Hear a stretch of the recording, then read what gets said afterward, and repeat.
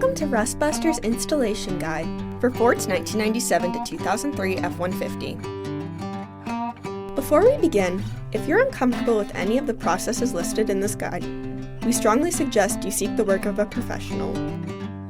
Ensure you have all the tools and utilities listed and that you're following all the manufacturer's safety precautions during use. Step 1. Disconnect your vehicle's battery and inspect for potential fire hazards such as leaking fuel lines and engine components. Prepare or remove these before starting. Finally, clear the work area of any safety hazards. Step 2. Lift or remove the bed from your frame. Our part features 2 perforated plates to fit over your existing front cab mount and crossmember.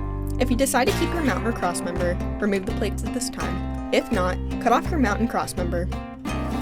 Step 3. Take your front frame section and slide it onto the frame using the frame holes to help with the alignment. Tap it into place using a hammer.